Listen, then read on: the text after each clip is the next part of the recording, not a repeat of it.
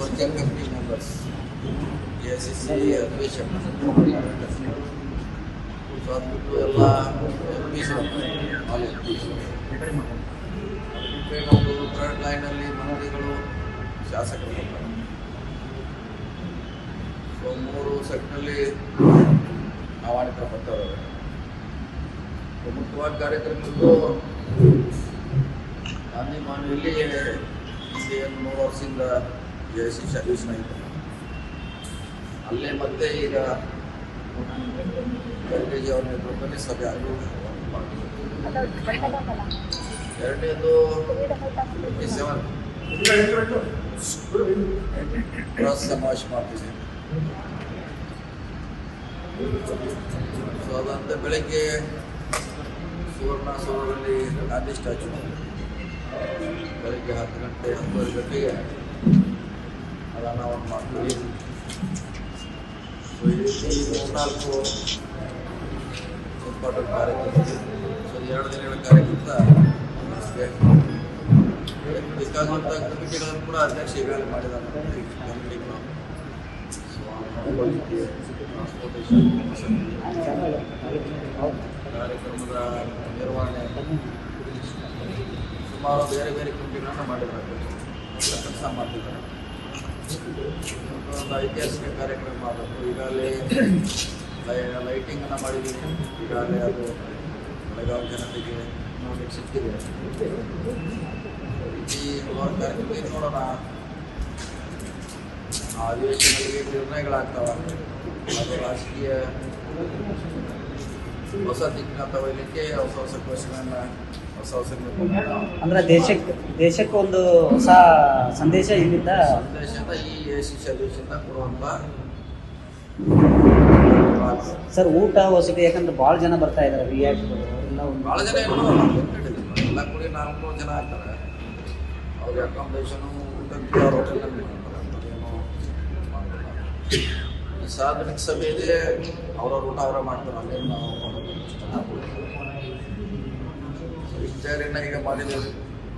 ಇವತ್ತಿಂದೆಲ್ಲ committee ಹೆಡ್ಗಳು Belagavi ಬರ್ತಾರೆ. ನಾಳೆಯಿಂದ ಅವ್ರವ್ರು ಏನು ಕೆಲಸ ಒಪ್ಪಿದ್ದಾರೆ ಅವ್ರು ಮಾಡುವಂಥ ಪ್ರಯತ್ನ ಮಾಡ್ತಾರೆ. ನಮ್ಮ ಜಿಲ್ಲಾ DCCಯಿಂದ ಸಿಂಗೋಡಿ ಸಿಟಿ ಅವ್ರಿಗೇನು ಸಪೋರ್ಟ್ ಬೇಕು ನಾವು ಸಪೋರ್ಟ್ ಮಾಡ್ತಾರೆ. ಅವರ ಡೆಲಿವರಿ ಮಾಡೋದು ನಮ್ಮ ಕಡೆ ಇಲ್ಲ. ನಮ್ಮಲ್ಲಿ ಸಿದ್ಧತೆಗೆ ಪೂರಕವಾಗಿ ಸಪೋರ್ಟ್ ಅಷ್ಟೇ. AICC ಅಧಿವೇಶನದ ನಿರ್ಣಯಗಳನ್ನು ಡೆಲಿವರಿ ಮಾಡ್ತಾರೆ. ಸೊ ನಾವು ಬರಾಕ್ ಒಬಾಮಾ ಕಳಿಸುವಂತ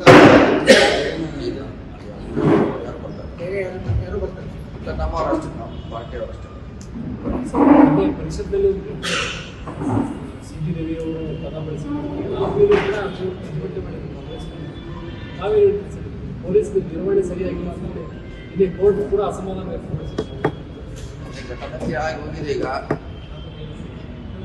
ಅದನ್ನು ಮತ್ತೆ ಮುಂದುವರಿಸೋದಾಗೆ ಆಗ್ತಿಲ್ಲ. ಈಗಾಗಲೇ ಅವರು ನಾವೇನು ಹೇಳಿಲ್ಲಂತ ಹೇಳಿಕೆ ಕೊಟ್ಟಿದ್ದಾರೆ. ಏನಪ್ಪ ಅಂತ ಈಗ ಅವರೇ ಒಪ್ಕೊಂಡ ಮ್ಯಾಗ ಮತ್ತೆ ಅದನ್ನು ಮುಂದುವರಿಸಿ ಮತ್ತೆ ಅದನ್ನು ಅವಶ್ಯಕತೆ ಇಲ್ಲ. ಇಂಥ ಘಟನೆಗಳಿದೆ, ಹೊಸದಲ್ಲ. 100,000 ಉದಾಹರಣೆ ಪಾರ್ಲಿಮೆಂಟ್ನಲ್ಲಿ ಆಗಿದೆ, ನಮ್ಮಲ್ಲಿ ಆಗಿದೆ. ಸಾಕಷ್ಟು ಕೈಗಟ್ಟೆ ಆದರೂ ಕೂಡ ಅದ ನಮ್ಮಿಂದ ಆಗಿಲ್ಲ, ತಪ್ಪಾಗಿದೆ ಅಥವಾ ಸಾರಿ ಅಂತ ಕೇಳಿದಾಗ ಅದಕ್ಕೆ ಕ್ಲೋಸ್ ಆಗಿದ್ದು ಭಾಳಷ್ಟು ಇದೆ. ಇದನ್ನು ಅಲ್ಲಿಗೆ ಮುಗಿಸಿದ್ರೆ ಒಳ್ಳೇದಂತ ನಮ್ಮ ಅಭಿಪ್ರಾಯ. ಸಭಾಪತಿ ಅವರು ಇನ್ನೂ ಪರಿಶೀಲನೆ ಮಾಡ್ತೀವಿ ಬೇಕಾದರೆ ಆಗಿದೆ, ಅಲ್ಲಿ ಹೋಗಿದೆ. ನಮ್ಮ ಮತ್ತು ಕಮಿಟಿ ಹೋಗಿದೆ. ಅಲ್ಲಿ ಅವ್ರ ನಿರ್ಣಯ ತೆಗೆದುಕೊಳ್ಳಿ. ಸಾರ್ವಜನಿಕವಾಗಿ ಇದನ್ನು ಮತ್ತೆ ಅನಾವಶ್ಯಕ ಮಾಡೋದು ಅವಶ್ಯಕತೆ ಇಲ್ಲ.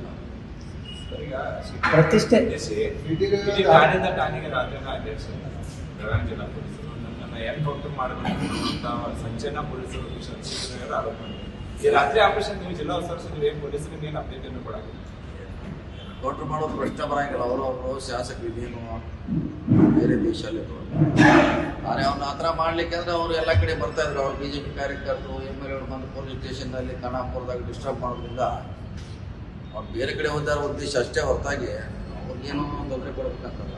ಇವರಲ್ಲಿ ಹೋಗಿ ಜಾಸ್ತಿ ಒಳಗೆ ಪೊಲೀಸರನ್ನ ಬೈಯೋದು ಈಗ ಮಾಡೋದ್ರಿಂದ ಶಿಫ್ಟ್ ಮಾಡಿದಾರೆ ಹೊರತಾಗಿ ಬೇರೆ ಉದ್ದೇಶದಿಂದ ಏನು ಮಾಡಿಲ್ಲ. ಇದೇನ್ ರಾಜಕೀಯ ಪ್ರತಿಷ್ಠೆಯಾಗಿ ಪರಿಣಮಿಸಿದ? ಯಾಕಂತಂದ್ರೆ ಬಿಜೆಪಿ ಅವರು ಅದನ್ನ ಪ್ರತಿಷ್ಠೆಯಾಗಿ, ಕಾಂಗ್ರೆಸ್ನವರು ಪ್ರತಿಷ್ಠೆಯಾಗಿ ತಗೊಂಡಿದ್ದಾರೆ. ಅದನ್ನೇ ಹೇಳಿದಲ್ಲ, ಎಲ್ಲ ಒಂದ್ ಕಡೆ ಏನಂತಂದ್ರೆ ಅಧಿಕಾರಿಗಳು ಇದರಲ್ಲಿ ಇದು ಆಗ್ತಾ ಇದೆ. ಈಗ ಪಾರ್ಟಿನೇ ಇಲ್ಲ ಅಂತ ಹೇಳಿದಾಗ ಮುಂದೆ ಕುರಿಸೋದು ನಮ್ಮ ವಾದ. ಪಾರ್ಟಿನ ನಾನು ಆಗ ಹೇಳಿದಾರ ಹೇಳಿದ ನಾವು ಅದನ್ನ ಕ್ಲೋಸ್ ಮಾಡೋದು ಬೆಟ್ರು. ಸದನದ ಒಳಗೂ ಮತ್ತು ಹೊರಗೂ ಸಿಟಿ ಅಲ್ಲಿ ಯತ್ನಾಗುತ್ತೆ, ದೂರು ಕೊಡ್ತಾರೆ. ದೂರು ಕೂಡ ಈವರೆಗೂ ದಾಖಲಾಗಿಲ್ಲ. ಗೊತ್ತಿಲ್ಲ, ಅವರು ಕೊಟ್ಟಿದ್ರು ಕೇಳಿದೀವಿ. ಇವ್ರು ಯಾಕೆ ದಾಖಲೆ ಮಾಡಿಲ್ಲ, ಅದಕ್ಕೇನೋ ಆಗಿದ್ದಾರೆ ಅದ್ರ ಬಗ್ಗೆ ಮಾಹಿತಿ ಇಲ್ಲ. ಮಾಹಿತಿ ಪಡಿಲಿಕ್ಕೆ ಪ್ರಯತ್ನ ಮಾಡ್ತಾರೆ. ಸರ್, ಸುವರ್ಣಸೌಧಕ್ಕೆ ನುಗ್ಗುತ್ತಾರೆ, ಹಲ್ಲೆ ಮಾಡೋಕೆ ಪ್ರಯತ್ನ ಮಾಡ್ತಾರೆ ಒಬ್ಬ ಶಾಸಕರಿಗೆ. ಅವರು ಶಾಸಕರಿಗೆ ರಕ್ಷಣೆ ಇರುವ ಸರ್, ರಕ್ಷಣೆ ಅಂತ ಕೊಟ್ಟಿದ್ದಾರೆ, ರಕ್ಷಣೆ ಕೊಟ್ಟಿಲ್ಲ ಅಂತ ಹೇಳಿಕ್ಕೆ ರಕ್ಷಣೆ ಮಾಡಿದ್ದಾರೆ. ಮಾರ್ಷಲ್ಗಳು ಪೊಲೀಸರು ರಕ್ಷಣೆ ಮಾಡಿದ್ದಾರೆ. ಈಗ ನೋಡಿ ಅಲ್ಲಿ ಎಲ್ಲರೂ ಇರ್ತಾರೆ ಕಾರ್ಯಕರ್ತರು, ಯಾರಂತ ಗೊತ್ತಾಗೋದು? ಸಾವಿರಾರು ಮಂದಿ ಬಿಟ್ಟಿರ್ತಾರೆ ಪೊಲೀಸರು. ನಮ್ಮ ಕಾರ್ಯಕರ್ತರು, ಅವ್ರ ಕಾರ್ಯಕರ್ತರು, ಸೋಷಿಯಲ್ ವರ್ಕರು, ಪ್ರತಿಭಟನೆ ಮಾಡೋರು ಎಲ್ಲರೂ ಒಳಗಡೆ ಇರ್ತಾರೆ. ಇವರೇ ಅಂತ ಹೆಂಗೆ ಹೇಳೋದು? ನೀವು 23 ಜನ ಬಂದು ಅಟ್ಯಾಕ್ ಮಾಡಿದ್ರೆ ಕಷ್ಟದ ಕೆಲಸ.